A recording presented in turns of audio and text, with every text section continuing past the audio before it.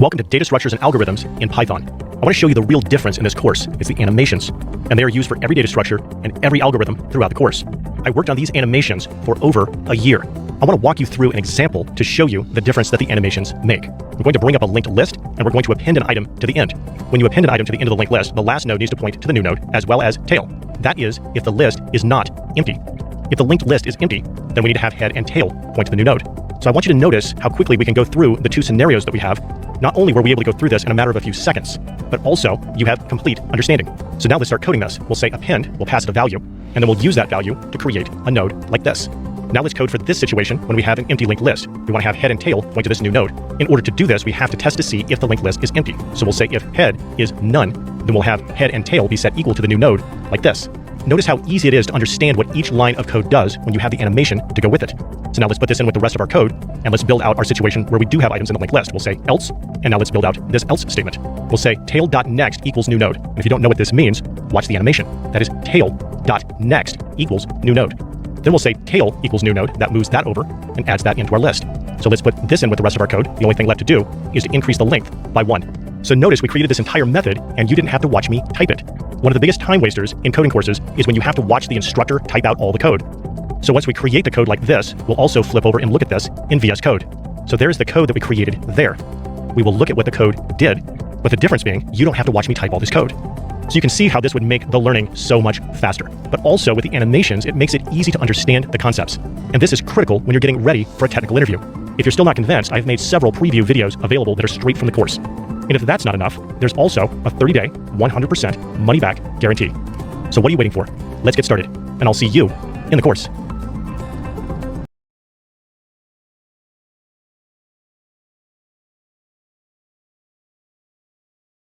A coding environment that is currently working for you for writing Python code, I would recommend that you stay with that. There isn't anything in this course that is VS Code specific. So if you're using something like PyCharm and you like PyCharm, I would say just stick with that. So now let's get into setting up VS Code. And so we'll do a Google search here, and we'll just say download VS Code. So I'll click on this, and that'll do our search. And then our top hit here is to download Visual Studio Code for Mac, Linux, or Windows. So I'm going to click on this, and it brings us to this page. Now remember, these pages change, so it might look a little different when you come to this page. So I am on a Mac, so I'm going to come down here and click on this. And you can see that is starting the download here. And it doesn't matter if you're using Windows or Linux or a Mac, you can just accept all of the defaults when you install this. And of course, we start the process by just clicking on this or going to the downloads folder and double clicking on the item that was downloaded. So I'm not going to go through all of those steps. Being able to install a program is pretty straightforward, but once you install that and you launch it, you'll get something that looks like this. So now that this is up, in this video, I'm going to show you how to set up your coding environment to be identical to the one I use in the course. I will be using VS Code. But having said that, I want to say that if you have a coding environment that is currently working for you for writing Python code, I would recommend that you stay with that. There isn't anything in this course that is VS Code specific. So if you're using something like PyCharm and you like PyCharm, I would say just stick with that. So now let's get into setting up VS Code. And so we'll do a Google search here, and we'll just say download VS Code. So I'll click on this, and that'll do our search. And then our top hit here is to download Visual Studio Code for Mac, Linux, or Windows. So I'm going to click on this, and it brings us to this page. Now remember, these pages change, so it might look a little different when you come to this page. So I am on a Mac, so I'm going to come down here and click on this, and you can see that is starting the download here. And it doesn't matter if you're using Windows or Linux or a Mac, you can just accept all of the defaults when you install this. And of course, we start the process by just clicking on this or going to the downloads folder and double clicking on the item that was downloaded.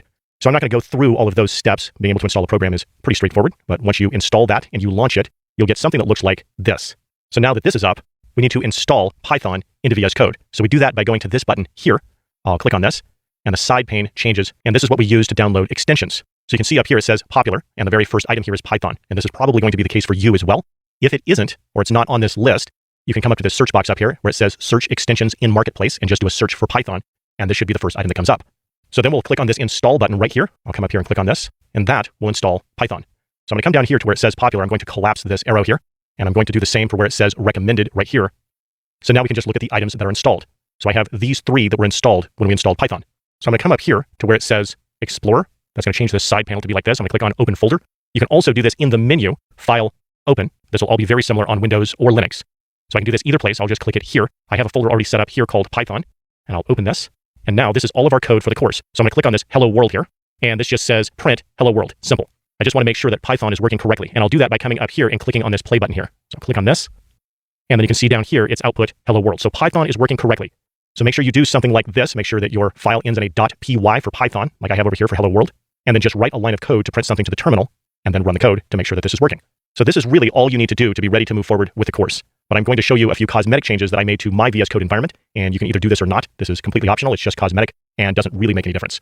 So first, I'll show you the color scheme that I used. We'll do that by coming down to this gear in the lower left. We'll click on this. We get a menu, and I'm going to come up to here where it says color theme. I'll click on this, and then we get this up here. I'm using dark plus default dark. So if you want your code to match mine color-wise, click on that. And of course, that is completely optional. And a couple other changes that I made. First is that I took the terminal and moved it to the right. You just come to the terminal bar here, you right-click, you get this menu and say Move Panel Right. Now that's going to move our Hello World over here. And then I installed another extension. This is also completely optional. You may want to skip this step just to make things a little easier on your end, but I wanted the output for the course to look nicer. So instead of having all of this extra information that is printed every time that I run something, I want that removed. And also, what I want is I don't want this to print Hello World over and over on the screen. What I want this to do is clear the console every time so this stays really clean. That'll make it a lot easier for you to follow along and be able to learn the material. So I'm going to come over here to extensions, and I'm going to do a search for Code Runner. Like I said, this is completely optional. I'll click Install, and I'll clear this search. And you can see that we now have 4 items installed. Our original 3, which were part of the Python install, and then for Code Runner. So I'm going to close this tab here. And now when I go up here, instead of just running this at the terminal, I get a menu. Run code, that is Code Runner, or run Python from the terminal. So from the terminal is what we've been doing. So I want to do run code. So that's going to look like this. So that does look a little nicer, but we still have the problem of this printing multiple times when I run these things again. I'm going to fix that. And I don't want this big directory to be printed every time. So what I'm going to do is I'm going to come down here to the gear. I'm going to click on this, and then I'm going to click on settings. So what I'll need to do here is shrink a couple of these windows on each side so we have more room for this window in the center.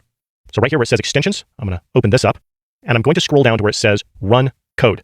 Right here, that is Code Runner. So I click on this, and a couple of changes I'll make here is, do I want to clear the previous output each time? I do. So I'm going to check this box. So now when I come over to our Hello World and I run this, it clears the console before executing the code each time. So the other thing I want to do is remove that big directory.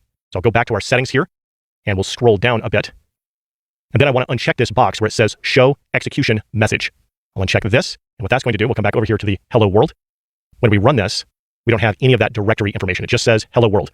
So that's all that Code Runner does, is cleans up that output, which I thought was important for me to do to make everything easier to watch in the videos. But you don't need that. You could just run this in the terminal and have Hello World show up here. So for most of the course, I'll have the side window on the left closed like this, and then we'll have the output looking like this. So we can keep that pretty clean. But that is how we're going to set up VS Code.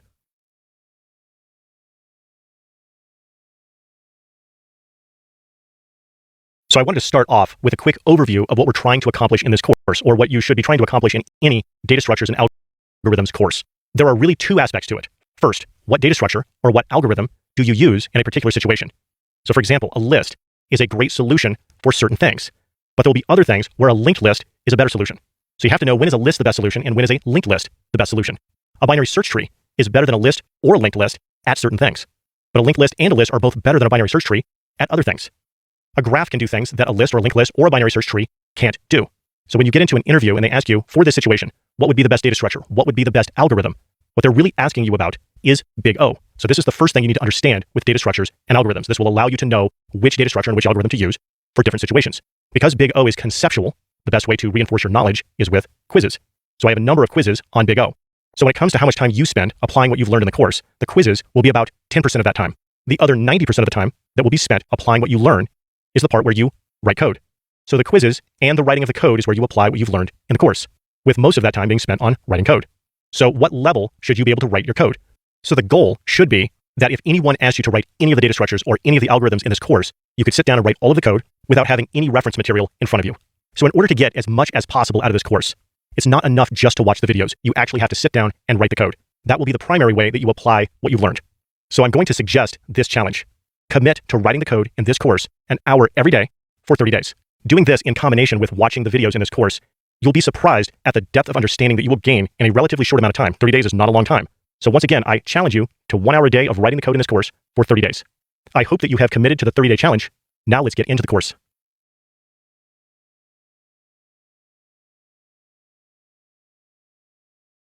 A lot of time on Big O. It is a huge topic when it comes to data structures and algorithms.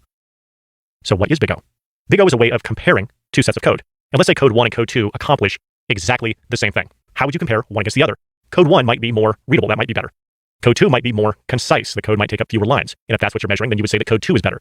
Big O is a way of comparing code 1 and code 2 mathematically about how efficient they run. In a coding interview, you will absolutely be asked questions about Big O. So let's look at what Big O is. Let's say we have a stopwatch and we run code 1, we start the stopwatch and it runs for 15 seconds. And we reset the stopwatch and we run code 2 and code 2 runs a lot longer than 15 seconds. It runs for a full minute. Based on this, you would say that code 1 is better than code 2. You can measure it. This is called time complexity. The thing about time complexity that is interesting is that it is not measured in time. Because if you took the same code and ran it on a computer that runs twice as fast, it would complete twice as fast. It doesn't make the code any better, it just means the computer is better. So it is measured in the number of operations that it takes to complete something. And we'll look at examples of that as we go along here. In addition to time complexity, we measure space complexity. So let's say that code 1, while it runs very fast comparatively, let's say it takes up a lot of memory when it runs. And maybe code 2, even though that takes much longer to finish, maybe it takes up less memory. If preserving memory space is your most important priority and you don't mind having some extra time complexity, maybe code 2 is better. So when you get into an interview, there's a good chance that you'll be asked questions about time complexity, and then they'll say, hey, well, what if space complexity is our main priority? How would you approach it then? You have to understand both concepts and be able to address that in the job interview. But for the most part in this class, we will be dealing with time complexity. And that is our quick intro to Big O.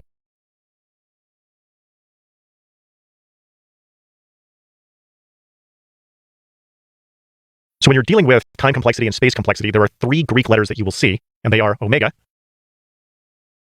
So when you're dealing with time complexity and space complexity, there are 3 Greek letters that you will see, and they are omega, theta, and omicron. Omicron is better known as O, as in big O. So let's take a quick look at what each of these are used for. Let's say you have a list with 7 items in it, and you're going to build a for loop to iterate through this list to find a specific number. So let's say you're looking for the number 1. This is your best case scenario. You're going to find this in one operation. But if you're looking for the number 7, that is your worst case scenario. You have to iterate through the entire list to be able to get to it. If you're looking for the number 4, that's your average case.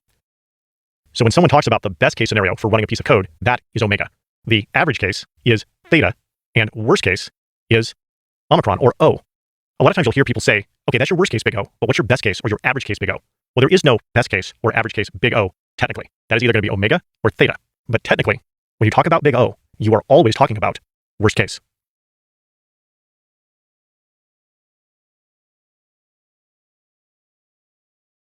O of n.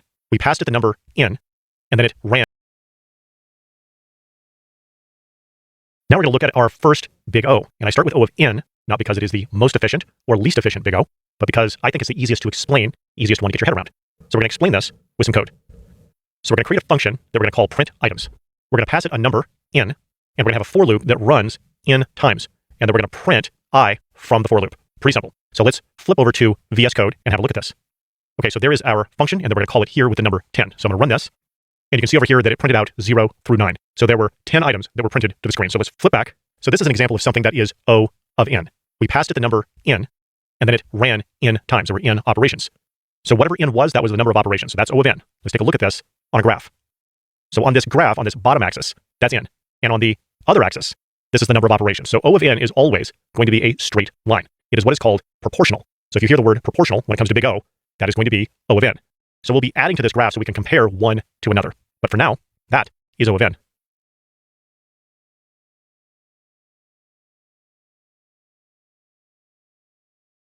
There are a few ways in which we can simplify our big O notation, and we'll look at a few of those as we go through this section. The first that we're going to look at is called drop constants.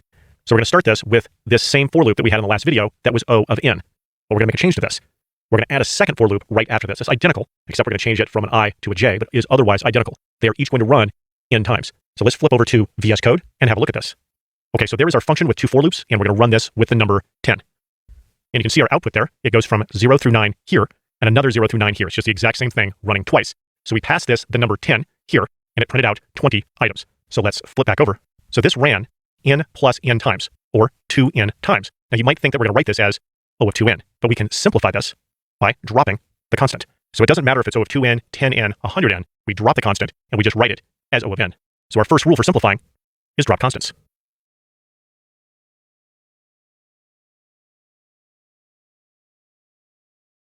Okay, now let's look at O of n squared. So I'm going to bring up some code from our last video where we had one for loop after another. I'm going to take this and I'm going to change it to be one for loop inside of the other like this. We get a very different result when we have a loop inside of a loop. Okay, so now let's go over to VS Code and take a look at this and run this. Okay, so there is our function there with our for loop inside of our for loop. And then we're going to call that function with the number 10. Okay, now let's look at O of n squared. So I'm going to bring up some code from our last video where we had one for loop after another. I'm going to take this and I'm going to change it to be one for loop inside of the other like this. We get a very different result when we have a loop inside of a loop. Okay, so now let's go over to VS Code and take a look at this and run this. Okay, so there is our function there with our for loop inside of our for loop. And then we're going to call that function with the number 10, and I'm going to run that. Okay, so you can see down here we have 9, 9 as our last output. And if we scroll to the top here, we have 0, 0. So essentially from 0, 0 to 99. So we had 100 items print out. Okay, so now let's flip back over. So when we printed this to the screen, we got n times n items printing out, or n squared, and that's where we get our O of n squared. So instead of doing this as two for loops, one after the other, let's look at what happens when we take this one level deeper. And then we're also going to print out the k from this for loop.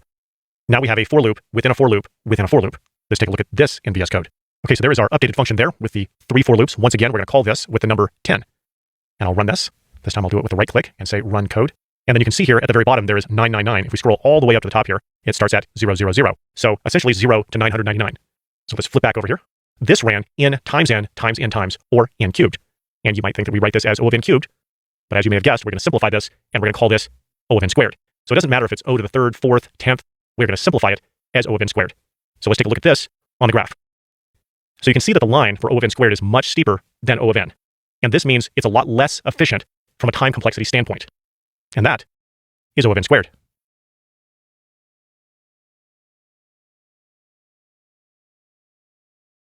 So our next simplification technique for big O is called drop non-dominance.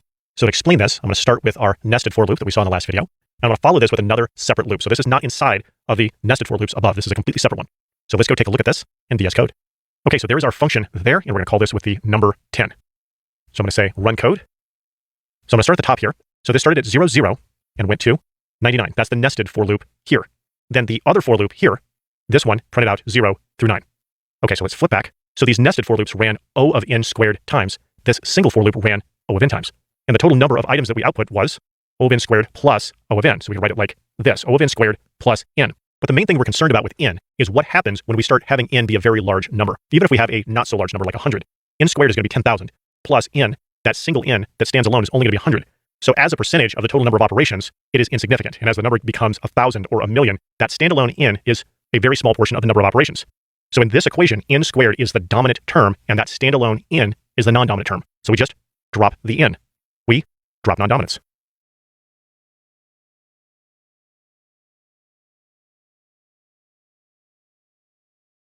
So now let's take a look at O of 1. We'll explain this with a function. We're going to call this add items. We're going to pass it a number n, and all we're going to do is we're going to return n plus n. So with the previous big O's that we've seen, as n gets bigger, the number of operations increases. But in this case, the only operation is the addition. So if n is 1, you have one operation. If it's 1,000,000, you still have one operation. And that is O of 1.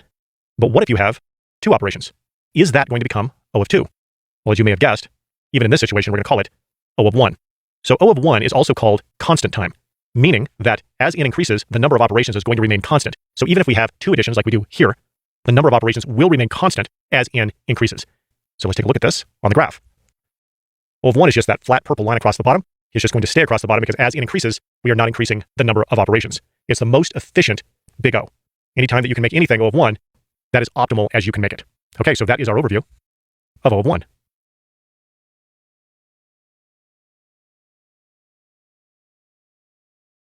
Now let's look at O of log n. And to demonstrate this, I'm going to bring up a list that has items 1 through 8 in it. And for what I'm about to do here for this demo, you have to have sorted data. And what we're going to do is find the most efficient way of finding a number in this list. So we're going to look for the number 1. And of course, we're not going to know where it is in the list. We have to find the most efficient way that would work for finding any number.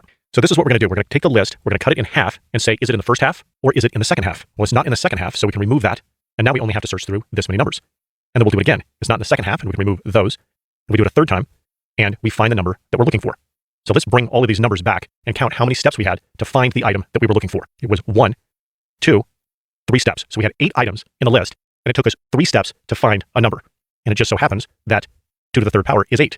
So we're not going to get heavy into the math and logarithms and things like that. We're just going to do something basic here, but I'm going to take this equation here and turn it into a logarithm. 2 to the 3rd power equals 8 is the same as saying log sub 2 of 8 equals 3. Okay, so let's put this back again and watch how all the numbers move. So what you're basically saying is 2 to the what power equals 8. 2 to the what power equals 8. Well, it's 2 to the 3rd power. Another way to look at this is how many times you have to take the number 8 and divide it by 2 to get down to one item. And that is 3 times. But the real power of this is when we have very large numbers. Let's say we have log sub 2 of this number. This is over 1 billion. How many times do you have to cut this number in half to get down to one item? And that is 31 times. So if you think about a list with 1 billion items in it, if you're going to iterate through that linearly from beginning to end, you could have over 1 billion operations. But if you do this process of cutting it in half repeatedly, you can find any number in that list in 31 steps. And that is the power of O of log n. So now let's take a look at this on the graph. You can see that it is very flat, very efficient. Not as flat as O of 1, of course, but it is far more efficient than O of n or O of n squared. So these 4 are going to be what we see for most of the course. But there's one other I want to show here, and that is O of n times log n that is used with some sorting algorithms. And we'll see a couple of those in this course: merge sort and quick sort. And this is the most efficient that you can make a sorting algorithm.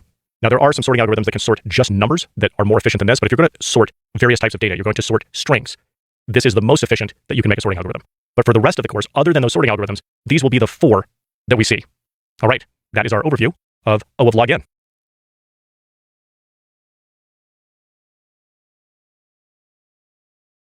Different terms for inputs is a big O concept that interviewers like to ask as kind of a gotcha question. So let's take a look at this. So here's a for loop followed by a for loop. We've seen this before, with each of these running n times. And when we looked at this, this was O of 2n, we dropped the constant, and it was O of n. But with different terms for inputs, they will take what looks a whole lot like this and make a change to it. Instead of the function having one parameter, n, there will be 2 parameters. I'll call them a and b. And the first for loop is now going to run a times, and the second for loop is going to run b times. And where they get you with this is that a for loop, you think, okay, a for loop is O of n. Oh, and then it's followed by another for loop, that's O of n. We're going to add these together, that's O of 2n. I'm going to drop the constant, and it's O of n. But you can't do that with a function that has 2 different parameters. You can't say that a is equal to n and b is equal to n. They're 2 different things. So what you would have to do here is say this is O of a and this is O of b. And when you add these together, it is O of a plus b. And that's as far as you can simplify this. You can't simplify this all the way down to one variable and call it O of n. Similarly, if you had nested for loops like this would be O of a times b. And that is different terms for inputs.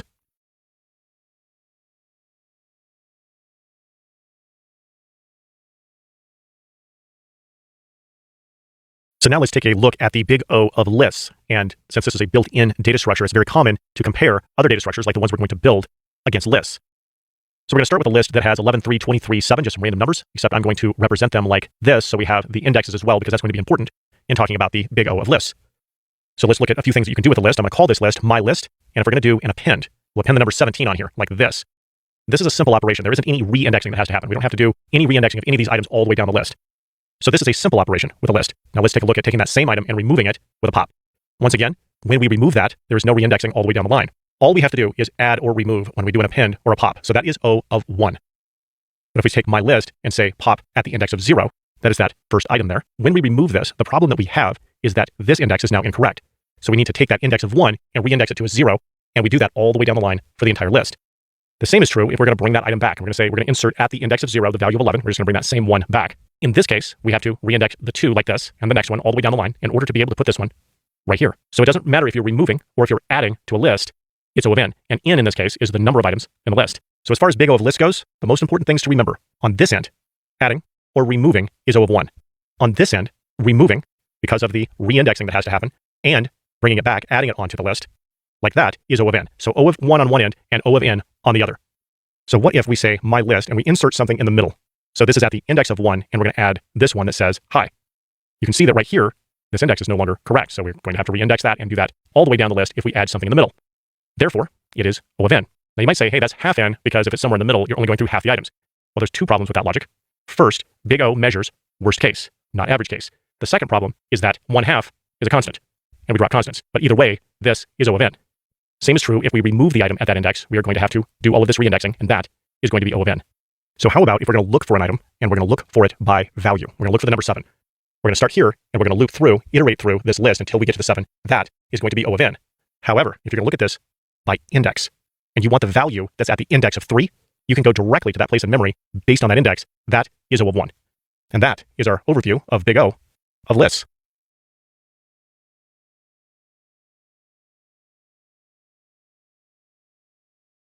So now let's wrap up big O.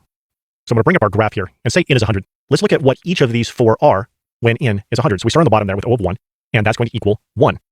O of log n is going to be approximately 7. O of n is going to be 100 because n is 100. And O of n squared is 10,000. So you can already see that there's a very big difference between each of these, and that O of n squared compared to the other 3 is very inefficient. But the spread becomes even bigger when n becomes larger. So let's look at what happens when n is 1,000. O of 1 down on the bottom there is going to still be 1. It's not affected by n becoming larger. O of log n is approximately 10, because 2 to the 10th power is 1,024, so 1,000 is pretty close to that, so we'll call that approximately 10. But notice it only went from 7 to 10, even though n went from 100 to 1,000. O of n is going to be 1,000, and O of n squared goes all the way to 1,000,000. So as n grows, n squared is going to grow very, very fast. It's very inefficient compared to any of these others. So we'll see as we get into the course, there will be situations where you do something and it's O of n squared, and you can rewrite the code and make it O of n. That is a huge increase in efficiency when you can do that. So now let's look at some terminology for all of these. O of n squared is a loop within a loop. O of n is proportional. It will always be a straight line. O of log n, divide and conquer. When you hear that, that is O of log n. And O of 1 is constant time. So those are our 4 terms for our 4 big O's that we'll see for most of the course. So now I'm going to flip over to a website. This is called bigocheatsheet.com. At the very top of the page, you have this chart. These two over here we're not going to see in this course. In fact, O of n factorial, the one all the way to the left there, is something that you would have to intentionally write bad code to achieve. The worst one that we're going to see in this course is going to be O of n squared, which is in the horrible category. And we'll make our way across here. O of n times log n. Remember, we're going to see this in a couple of sorting algorithms. And then down here is where we want to stay with these 3. O of n, O of log n, and O of 1. So below the chart, if you scroll, they have common data structure operations. So you have a variety of data structures on the left there. And this whole area is time complexity. And it's broken into average on this side. Notice these all start with the Greek letter theta. And then worst on this side, this is going to be O. But also, over here we have space complexity. And this just has big O for space complexity, not omega or theta. And you can see that except for one, the skip list, which we're not going to build in this course, they're all O of n. And this is one of the reasons we're going to spend much more time on time complexity than space complexity, because in the entire data structure section, all the space complexity is going to be the same. So then if we scroll again, you have array sorting algorithms. And this has best with omega, average, theta, worst O for time complexity. And then the space complexities are all over the place. And this is where we will talk about space complexity. And one of the things that's interesting is quicksort and merge sort up here at the top. For the most part is O of n times log n. But the space complexity is not the best. Whereas you get down here, we're going to build these 3, bubble sort, insertion sort, and selection sort. And you can see the time complexities, for the most part, are not good. They're O of n squared. But all 3 of them have a space complexity of O of 1. So these 3 are considered to be, shall we say, primitive sorting algorithms. But from a space complexity, they're great. Also, in a best possible scenario over here, they're more efficient than quicksort or merge sort. This situation, by the way, is if you have already sorted data or almost sorted data, then it's going to be in. And that's also the situation up here for quicksort when it has its worst possible scenario. So let's say you have sorted data or almost sorted data. And that could happen if you have a sorted list and you add one item to the end and then you're going to sort it. It is almost sorted, or it could be that that item on the end is the highest number and it's completely sorted. Quicksort is going to be terrible in a situation like that, but bubble sort and insertion sort are going to be very good. So these are the kinds of questions that you're going to get in an interview. This is why you have to know the big O, and for that matter, the theta or the omega in this case, for the time complexity, and understand the space complexity to be able to answer these questions. But also I would encourage you to go to this website and spend some time looking this over after you start getting an idea of how this works in the course. I will add a link to this website in the resources for this video. And that is our wrap up for Big O.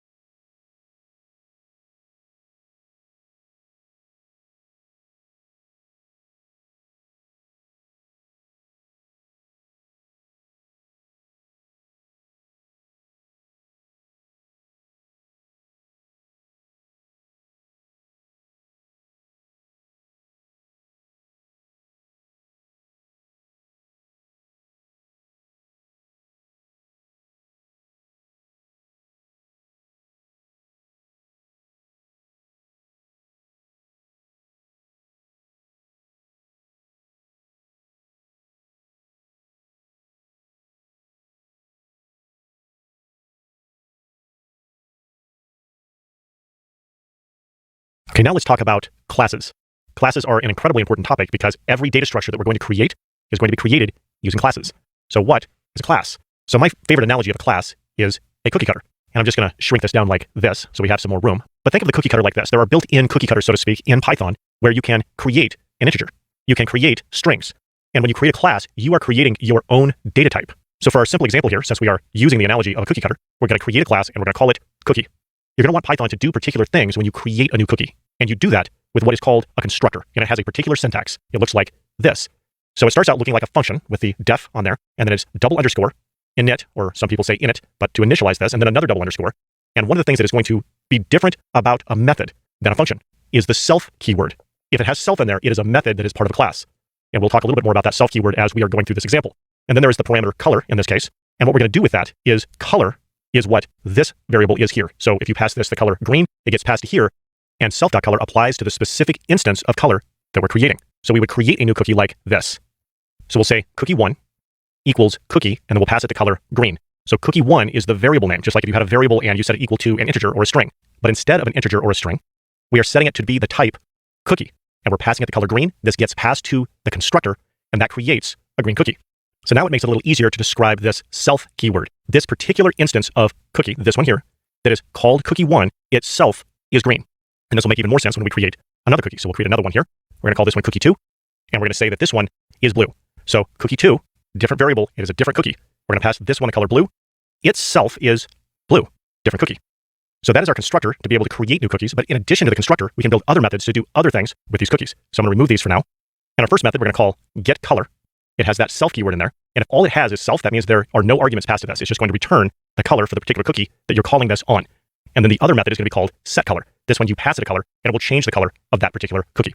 Okay, so we're going to go run this code in VS Code because this is all code that we can run. And we're going to create our two new cookies like this. Okay, so let's flip over to VS Code. Okay, so here's our cookie class. This is where we create the cookies. And then there are two print statements down here to make sure that we are able to get the colors for cookie1 and cookie2. So I'm going to run this. And you can see up here in the output, cookie1 is green, cookie2 is blue. So I also want to do a setColor. So I'm just going to paste some code in here like this. And right here we have cookie1.setColor. And then we have these print statements down here to check to see if the color has actually changed. So let's run this. And now we have cookie1 is now yellow and cookie2 is still blue. Okay, so let's flip back over. And cookie1 is now yellow. But how are we going to apply this in the course? As I mentioned at the beginning of the video, we're going to use classes for every one of our data structures. So let's just walk through at a high level how we would use this for a linked list. We would call this class linked list. Remember, we always use a capital. We would have a constructor. And I'm just going to put this header line here. I'm not going to write all the code for each one of these methods, but we could write something for appending something to the linked list, to pop something off the end of the linked list, to prepend something, to put it on the beginning, to insert something, to remove something. So we're going to write all of these methods for linked list and more in the course. And that is how we're going to use classes.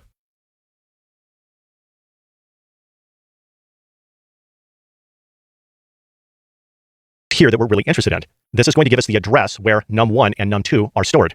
So I'll run this, and you can see here that num1 and num2 point to the exact same address. They are pointing to the same number 11 in memory.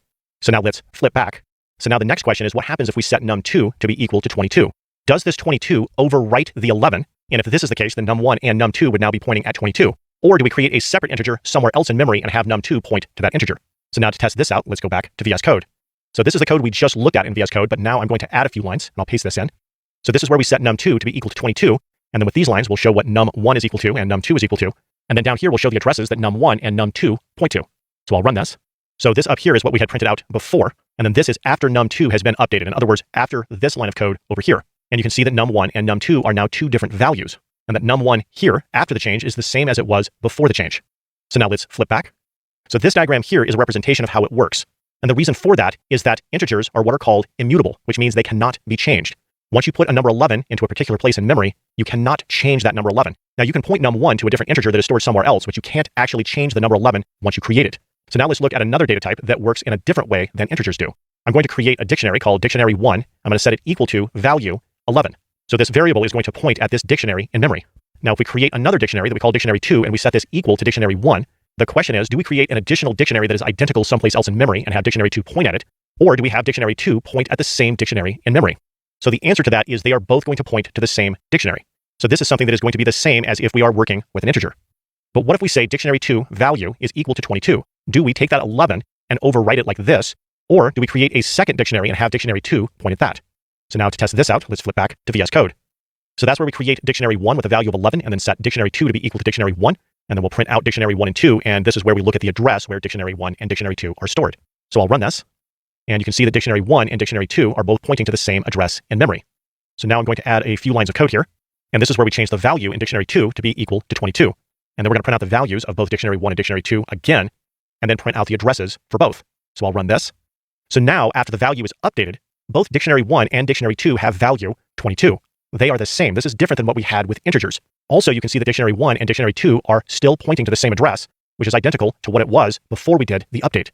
So now let's flip back and talk about this. So with dictionaries, we can take that number 11 and then change it to a 22. Where integers are immutable and can't be changed, dictionaries can be changed. So dictionary 1 and dictionary 2 continue pointing to the same place, but we are able to change the value. So why is this important for a data structures and algorithms course? Well, the reason for that is we're going to see this concept come up a lot. For example, when we have a linked list, the nodes in a linked list are going to operate very much like a dictionary. So if you have two variables that point at the same node, you can change the value of that node. Say we change this from a 22 to a 44, say. The variables continue to point at the same node, even though we changed the value. So I'm going to change this back to a 22, and I'm going to change this back to a dictionary, and show a couple of other concepts. Let's say we have another dictionary that we call dictionary 3, and this one is value 33. If we set dictionary 2 to be equal to dictionary 3, we can take that and point that down at the new dictionary. So we can change where these variables point to. So this is something that you'll see quite a bit in the next section on linked lists. We might want to move head to point to a new node. And when we do that, we just need to set head to be equal to something else that is pointing at that node. And then there's another concept I want to explain. And to do that, I'm going to set dictionary 1 to be equal to dictionary 2. And of course, that's going to point that down here. And we'll have all three variables pointing at this same dictionary. Now the question is, what happens to this dictionary? Because we no longer have anything pointing to it. And if you don't have a variable that's pointing to this, you don't have any way to access this. So what Python does in this situation is Python will remove this through a process called garbage collection. And that is our overview of pointers.